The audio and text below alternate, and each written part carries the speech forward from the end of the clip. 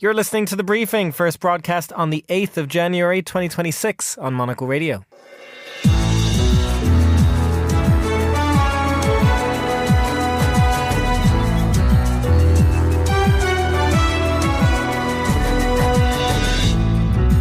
Hello and welcome to The Briefing, broadcasting to you live from Studio 1 here at Midori House in London. I'm Chris Chermak. Coming up on today's programme.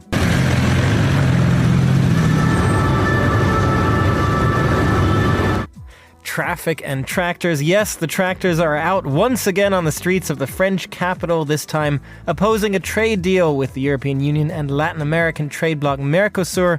We'll cross to our Paris studio for the latest. After that, this kind of conflict would risk massive economic disruption, catastrophic military losses, all of which could turn Xi Jinping's Chinese dream into a nightmare. What if China invaded Taiwan? The German Marshall Fund of the United States has gamed out scenarios and will speak to the editor of its report, Bonnie Glaser. We'll also have a roundup of business headlines and look at a few of the most exciting cultural exhibitions you should be looking out for this year with our own Sophie Monahan-Coombs. All that right here on The Briefing with me, Chris Chermak.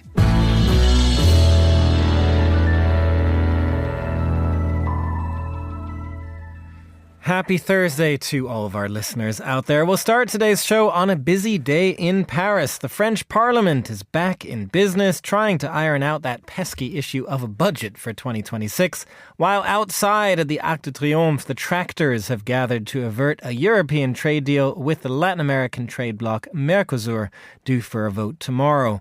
Also in the news are the troubles for the iconic glassmaker Arc, which has gone into receivership. Challenges for French politics and industry sadly appear to be picking up where they left off in 2025. But can things be turned around this year? That is what we'd like to discuss with Florence Biedermann, journalist and political analyst, who joins us from our Paris studio at Rue Bachaumont. Bonne année, Florence. Bonne année, Chris. Good morning. Good to have you. We're still saying Happy New Year this week. We're figuring that's okay. Tell us, what's Paris like at the moment? Actually, I wanted to start with the Arc story, if I could. Maybe go in a bit of a reverse order for today. Yeah, absolutely. Because that was sort of the news yesterday as well, or that broke. How big a story is this in France? How big a sign of trouble for French industry? Well, I mean, it's a big story because Arc is kind of a symbol in France. You know, it's one of the biggest glass maker for tableware in the world, so it is significant. It's an old company. It's 200 years old.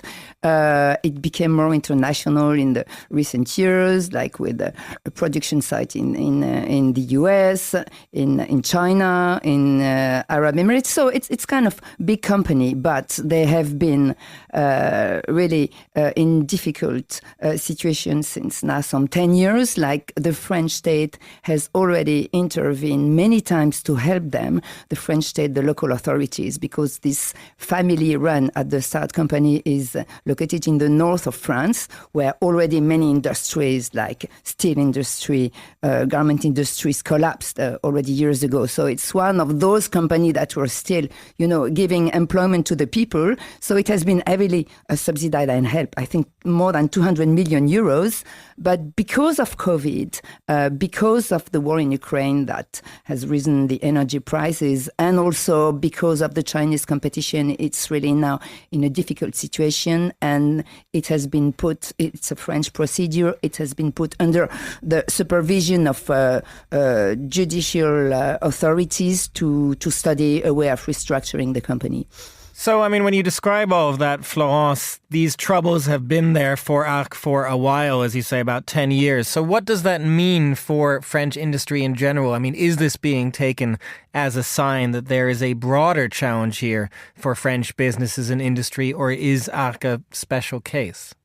No, Arc is not a special case, and you mentioned broader challenge. Yes, certainly, and the government and the authorities are aware of this, but not just with Arc. For example, 2025 in France was a record year for bankruptcies of companies. COVID is really COVID and Ukraine, just the same reason as for Arc, have really been put what is left of the French industry in a difficult situation. But already there were questions question about disindustrialization, the fact that France, like Europe, like maybe the rest of the world, is more and more dependent on China, like to be its main factory producing costs lower than anywhere else, So it is not a new problem. It's just, let's say, another brand and a famous one that is added to the list. So it's kind of painful.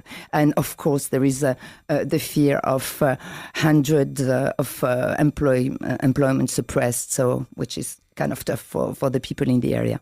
A record year of bankruptcies in France, also in Germany for that matter, the sort of heart of Europe, not doing so well in the past year. But we'll get to the sort of the political implications in a moment, but I did want to bring in the farmers here for something a little bit different. What is happening in Paris? They are at the Arc de Triomphe. I mean, this is, I guess, a relatively regular sight to have tractors in Paris. Were they kind of itching to go after a couple of weeks off for the holidays? Well, not that regular still. No, they want to demonstrate and they wanted to enter Paris, if I may say, just as a symbol, The authorities said they were not allowed. Tractors would not be allowed in Paris, but it's always difficult, to confront by force peasants because their what they claim, what they want, and their situation, it attracts a lot of sympathy in the French public. So you have to be careful in the way you deal with them. So they entered Paris. They are at the Tour Eiffel.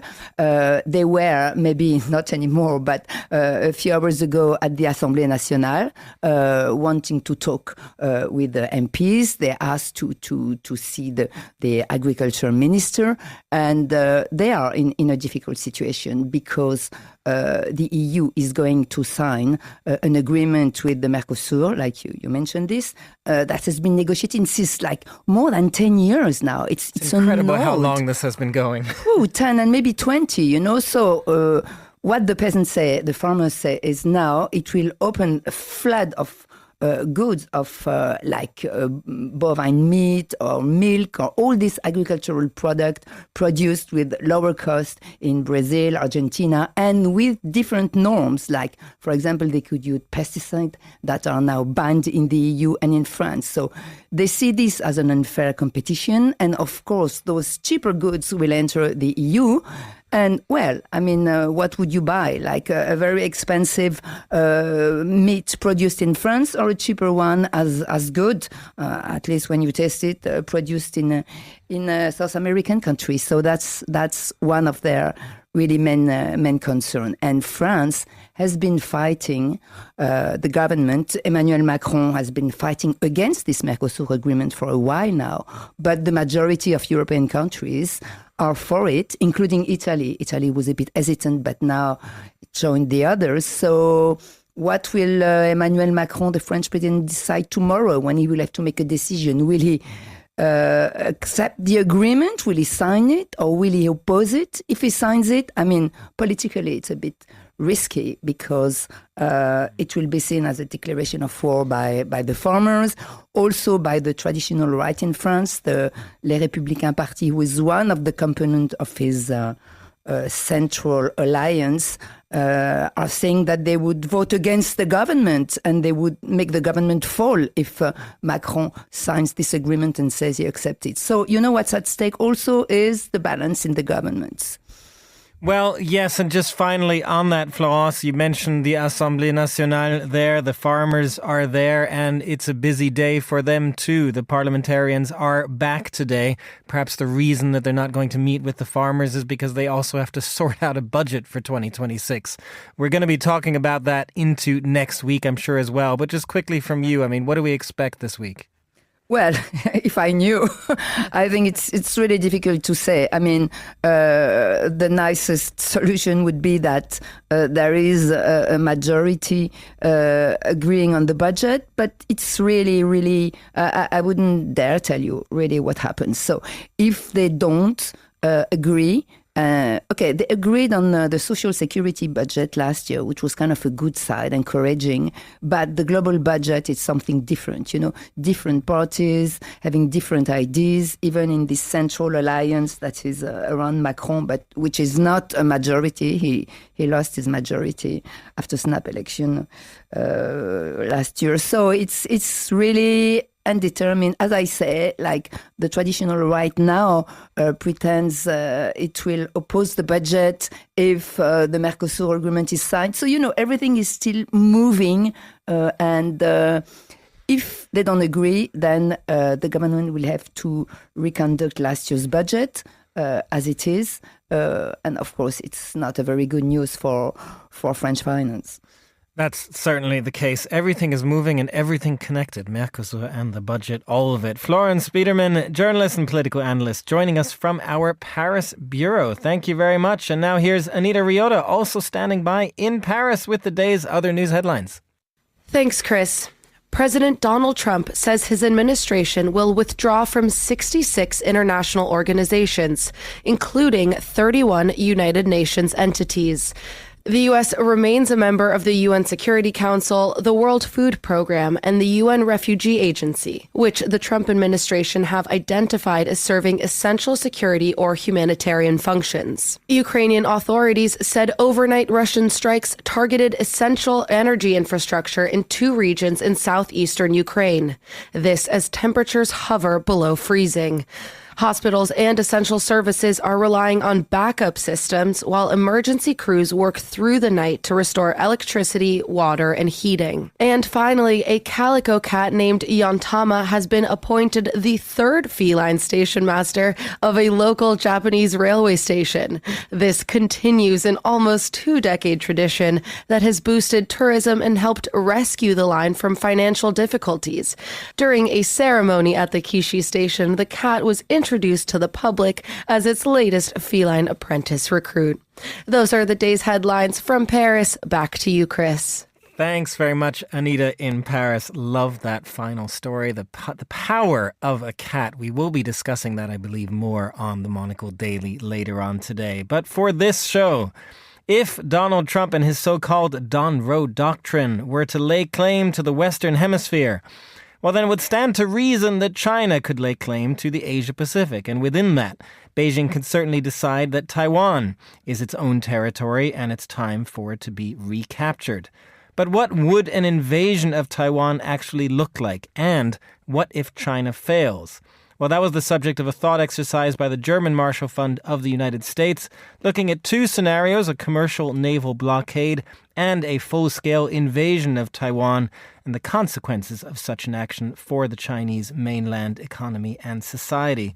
Well, earlier I spoke with Bonnie Glaser, Managing Director of GMF Indo-Pacific and editor of the report. Bonnie joined us from Washington, D.C., and I began by asking whether the U.S. invasion of Venezuela and Trump's focus on the Western Hemisphere changed the calculations at all for China and her report.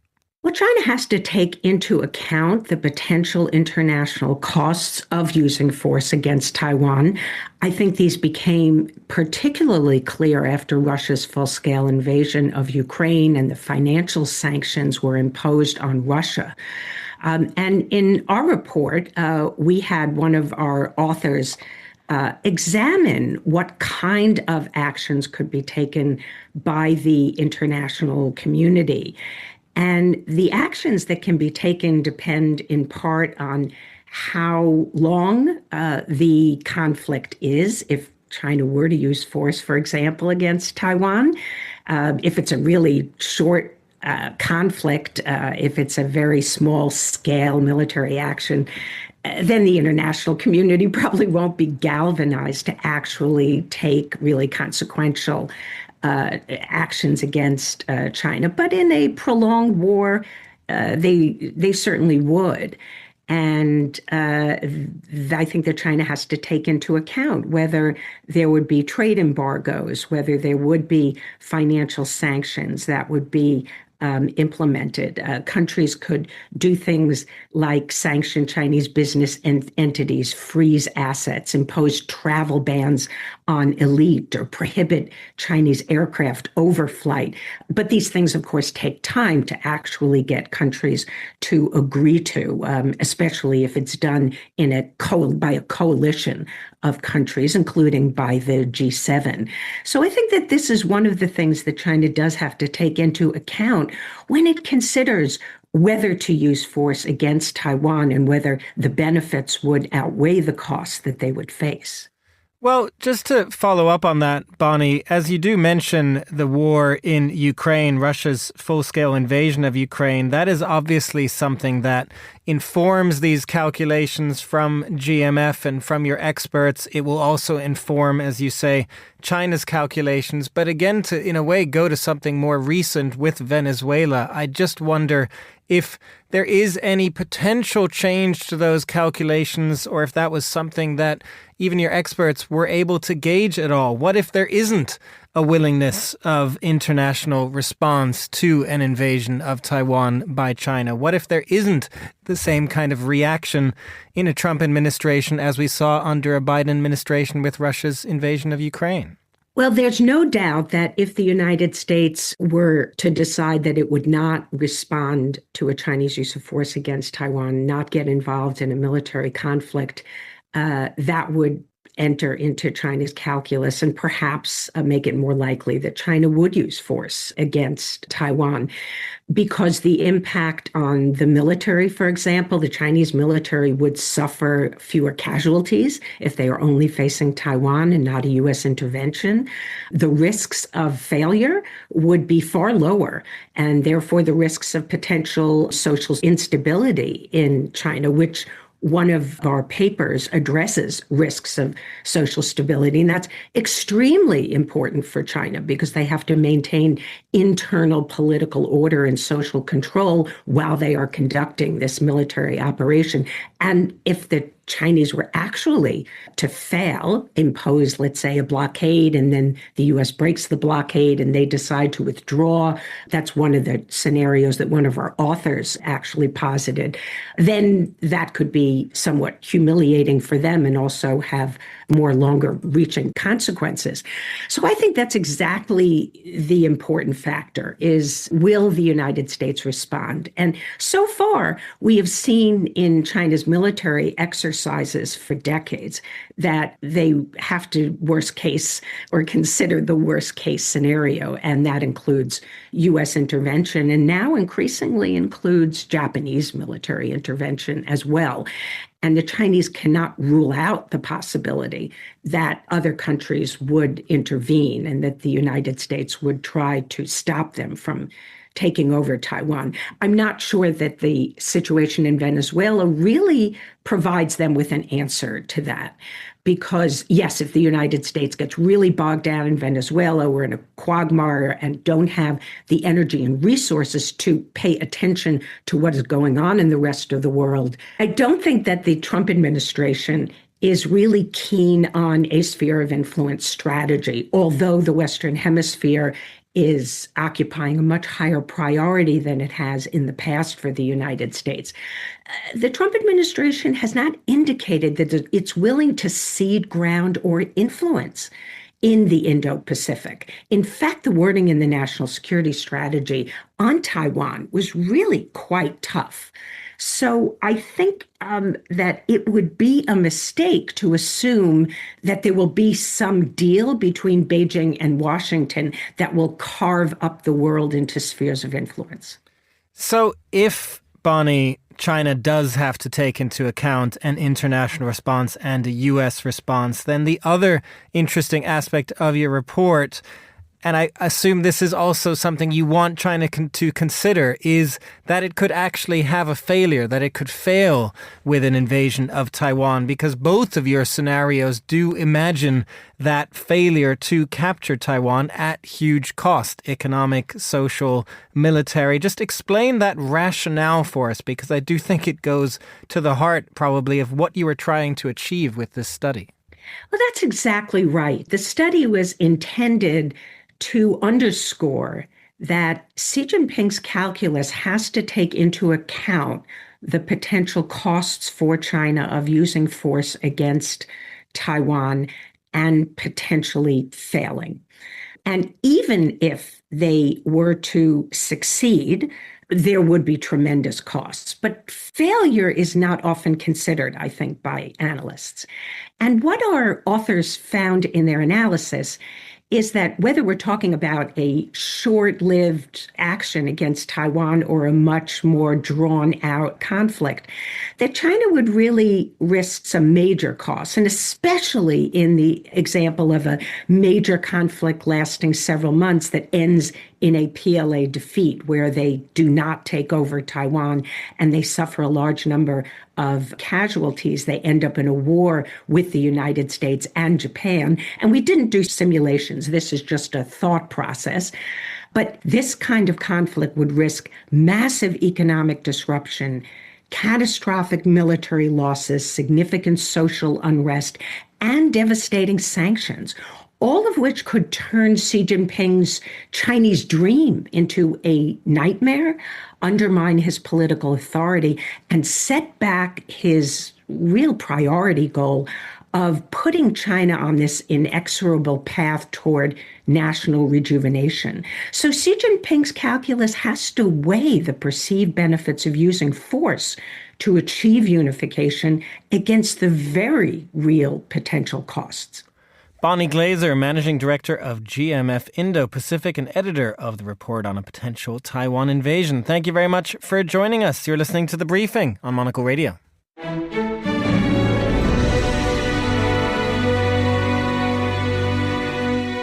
This is The Briefing. I'm Chris Chermak, and it is time now for the latest business headlines with Bloomberg's Ewan Potts. And Ewan, we're going to look at one central interesting story here that I think gets at a lot of the issues around the world, frankly, right now. Warren Buffett and his successor at Berkshire Hathaway has to get to grip with the problem of what to do with his massive pile of cash, the world's largest. Yeah, what to do with $377 billion. That's the tricky problem facing Greg Abel. He's the young whippersnapper who's taken the reins at Berkshire Hathaway. As of January 1st, 63-year-old Mr. Abel became the new boss at the investment firm, taking over the reins from 95-year-old Warren Buffett. Now, Berkshire Hathaway's been growing its cash pile for years now. And just to put $277 billion in a bit of context, you could buy British retail giant Tesco 10 times over. You could snap up the Ford Motor Company 6 times over, or you could gobble up General Electric in one go. So it is a lot of money. The reason for the expanding cash stash is that Warren Buffett famously likes to buy things when they're cheap. And the problem is that markets are somewhere between expensive and very expensive at the moment. So bargains are really quite thin on the ground. Most of that cash is parked in very low yielding but safe treasury bonds, and that's not going to get the Berkshire Hathaway returns up to where they'd like them.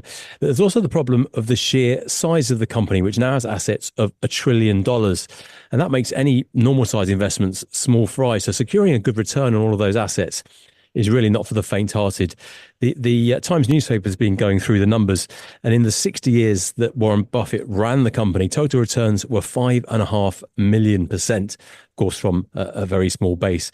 But even if Greg Abel turns out to be a genius, there is no way that return is going to be replicated over the next 60 years, not least because that would mean Berkshire Hathaway owning more than the sum of the world's total assets. And this is so interesting. And just quickly on this, I mean, the fact that he is struggling with this cash pile that he has, does it say something about, I mean, you said Warren Buffett likes to buy things cheap. Everything is overheated. There's worry more of a bubble right now, isn't there? How does that play into his calculations?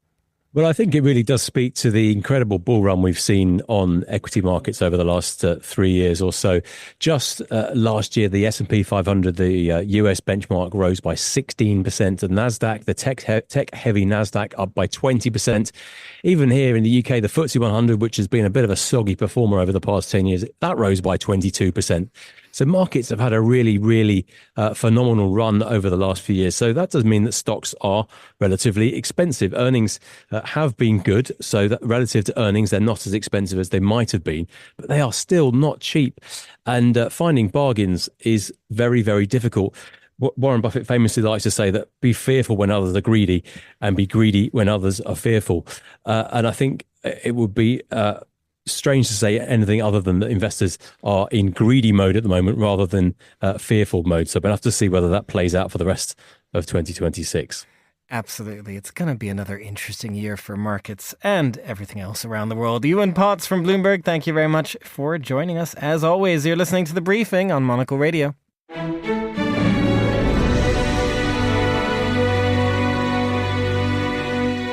And finally, on today's show, if you are looking to catch an exhibition in Europe this year, well, we've got some recommendations for you with our very own Sophie Monaghan-Coombs, Monocle's Associate Editor for Culture, joining me right here in the studio. Happy New Year to you as well, Sophie. Happy New Year, Chris. Thanks for having me. Very good to have you. As always, there is so much to choose from in a year. How do you even go about whittling this down to a list of 3? Yes, I mean, exhibitions are happening all around the world in every major city and small town, and it's very hard to choose 3. So I just went for a few that I personally really want to endorse and really encourage people to go through. So that was my very subjective reasoning for these picks. Well, that actually kind of fits, Sophie, because you are in the slot that is often the global countdown here on Monocle Radio. Fernando Augusto Pacheco will be back next week. So you've gone with your personal favorites. Let's start with one where you actually spoken to the protagonist, I understand, for Monocle magazine. It's at the Royal Academy here in London. Yes, a definite highlight for me last year was spending the day with the artist Rose Wiley at her amazing house in Faversham in Kent, here in the UK.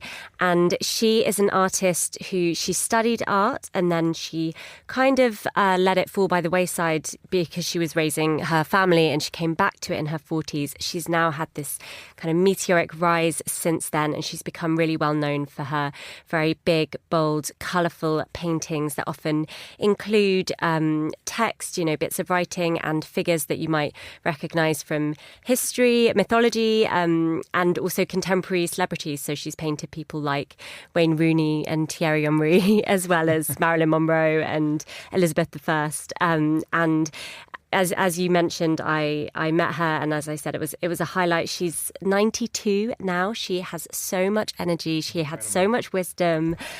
She's really become kind of known for her incredibly messy studio, which is just covered. There's paint everywhere. There's newspaper all over the floor.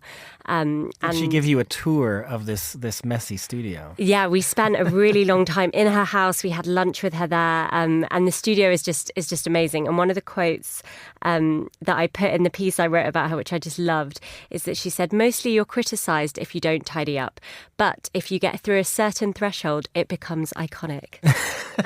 Which I loved, and I love her. I would really encourage everyone to go to the Royal Academy. It starts on the 28th of February and runs until the 19th of April here in London.